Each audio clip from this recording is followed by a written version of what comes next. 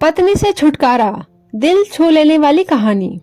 बेटा अपने पिता के पास गया और बड़ा परेशान होकर बोला, मैं अब मेरी पत्नी के साथ एक पल भी नहीं बिता सकता।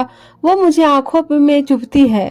कभी कभी मुझे लगता है कि मैं उसकी जान ही ले लूं, लेकिन मैं जानता हूँ ऐसा करके मैं और ज्यादा मुसीबत मोल ले लूंगा। पिताजी, मैं आपके पास आया हूँ, अब आप ही मुझे कोई रास्ता बताइए।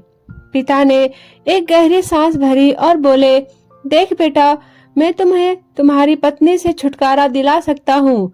मेरे पास एक धीमा जहर है जो व्यक्ति को धीरे धीरे खत्म करता है। मैं तुम्हें वो देने के लिए तैयार हूँ, बस तुम्हें मेरी एक शर्त माननी होगी।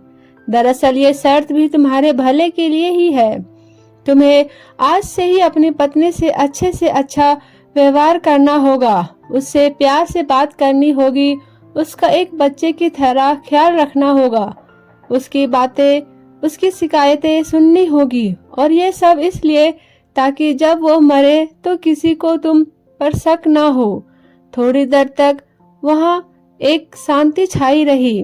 फिर पिता ने कहा कि अगर ये सारी बातें तुम ठीक लगे तो उस डब्बी में जो सफेद पाउडर है उसे रोज थोड़ा थोड़ा अपनी पत्नी के खाने में डालते रहना।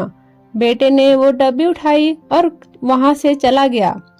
30 दिनों बाद बेटा फिर से जब पिता के पास लौटा तो उसकी आंखों में आंसू थे, उसके चेहरे पे गलीन की भावना थी। वह अपने पिता के पैरों में गिर पड़ा और बोला, पिताजी, मैं अब अपनी पत्नी को नहीं मारना चाहता, मैं उसे बहुत प्यार करता हूँ। आप उस जहर का असर खत्म हो जाए ऐसा कुछ कीजिए।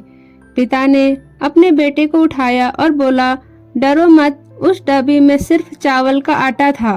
असली जहर तो तुम्हारे मन में था, और मैंने जो तुम्हें शर्त बताई थी वो उस जहर का तोड़ था।